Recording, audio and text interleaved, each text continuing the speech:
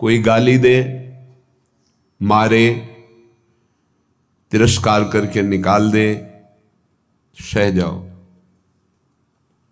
सह जाओ। तुम पवित्र हो जाओगे, तुम महान बन जाओगे। ये संसारी पुरुष इसे नहीं समझ पाएंगे क्योंकि अहम है। कैसे सह जाऊं? वो हमको ऐसा बोलेगा, हम सह जाएंगे, फिर वो और बोलेगा, नहीं, वो बोलने लायक नहीं रहेगा, आप सह जाओ। ये आपका सहनशीलता का स्वभाव ही उसको परास्त कर देगा। सबसे बड़ा बल क्षमा, और वही क्षमा उसका परिवर्तन कर देगी।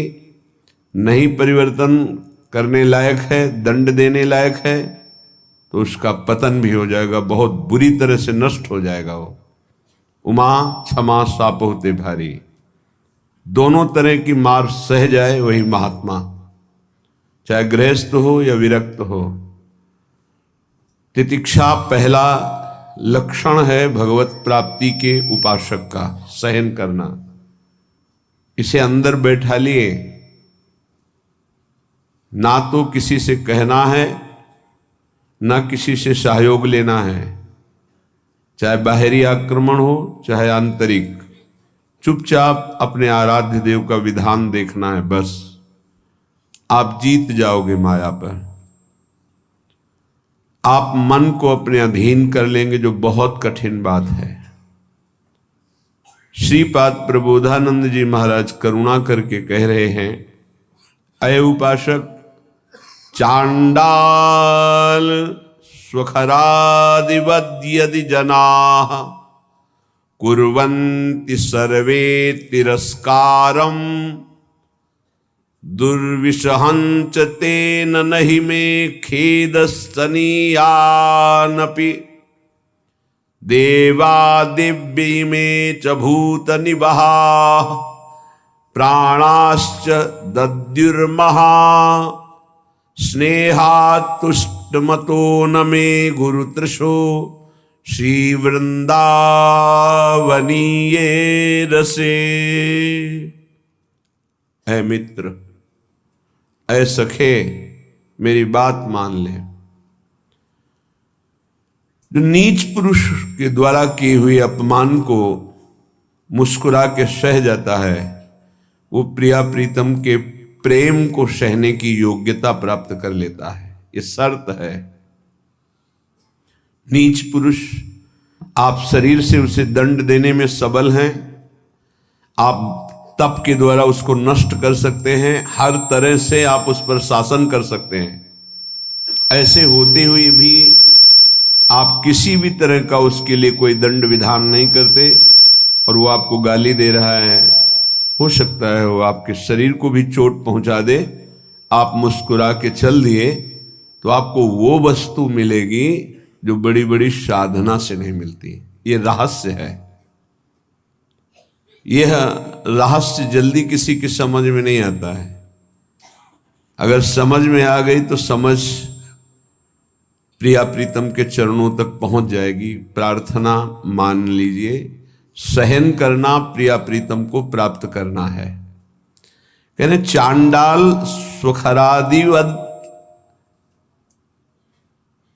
जैसे कोई गधे को, कुत्ते को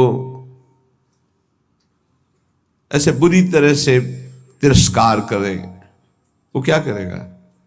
चल देगा।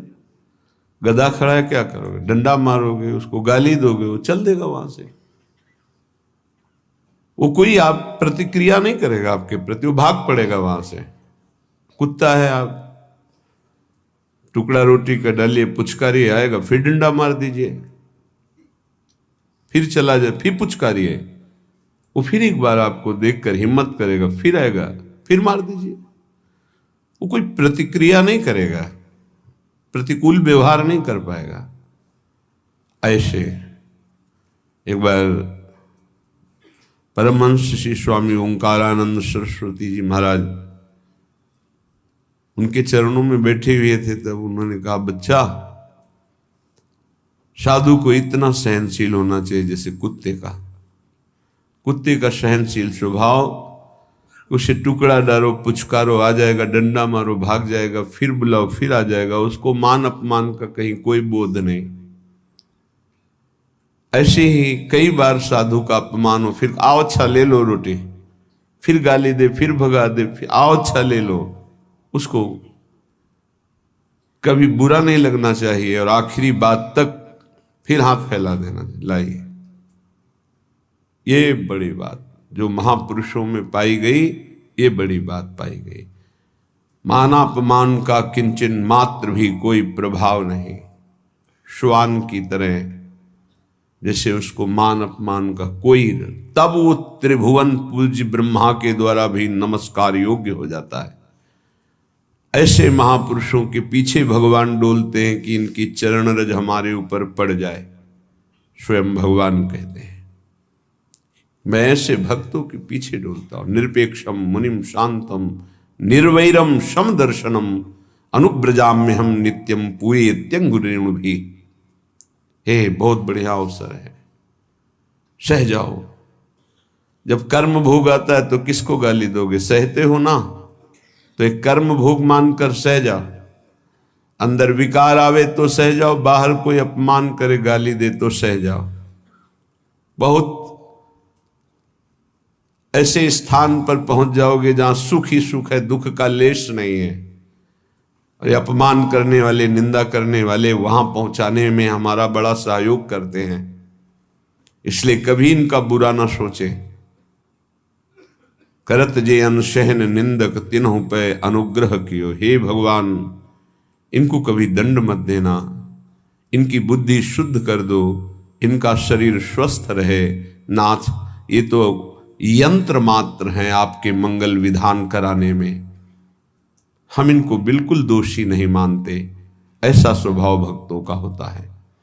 कह रहे हैं कि नीच पुरुषों द्वारा, जैसे चांडाल आदि हैं, चांडाल कहते हैं जो चतुर्वर्ण से रहित, जो मांस मदिरा व्यभिचार हिंसा इस तरह के आचरण करता है, उसे चांडाल कहते हैं।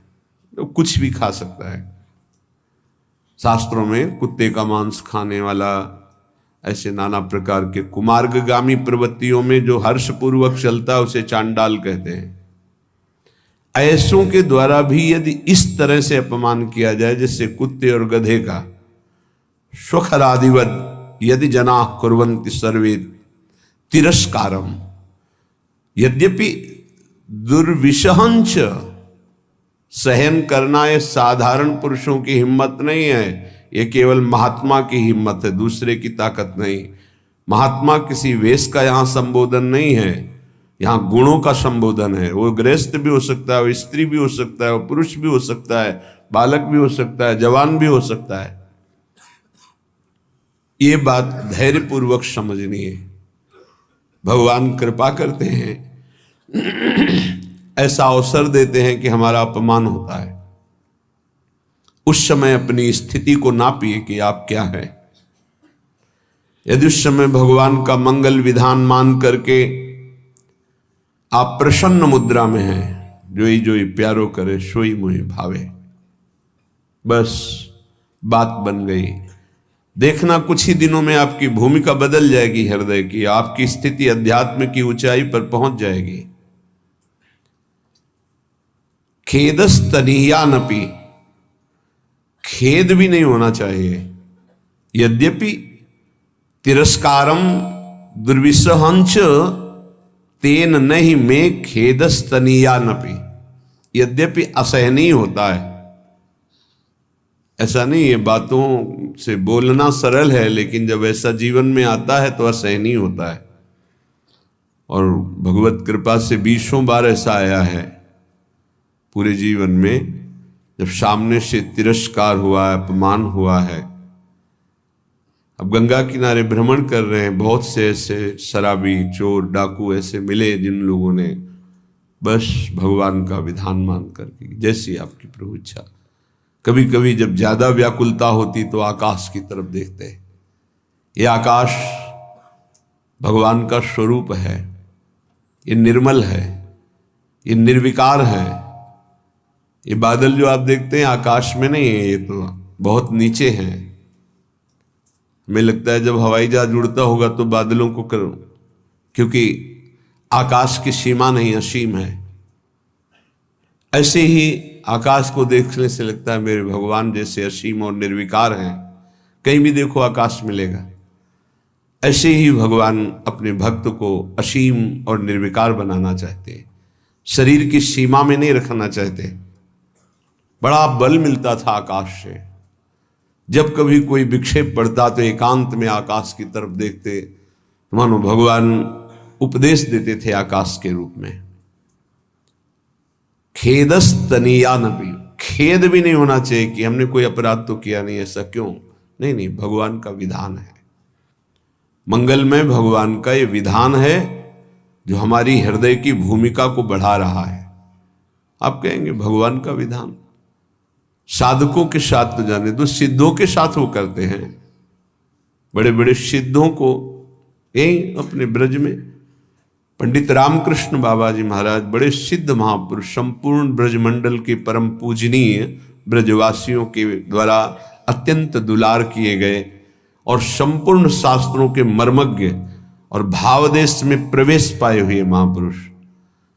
कुछ धनी मानी भगत आए, ब्रजवासी और संतों का भंडारा किया, सब बांट दिया। शाम के कुछ लोग आए, कहा सुना था धनी मानी आए थे, क्या है लाओ मुझे। बाबा ने कहा यहां तो कुछ नहीं रखा गया, सब बांट दिया। एक लाठी मारी, रक्त प्रवाह होने लगा। कुटिया में गए, देखा वास्तविक कुछ नहीं था। तो उनका अच्छा चोट लग गई, कहा कोई बात नहीं, कोई बात नहीं। अचले से बांध लिया सर। इतने सिद्ध महापुरुष, ऐसा प्रहार, रक्त स्राव होने लगा।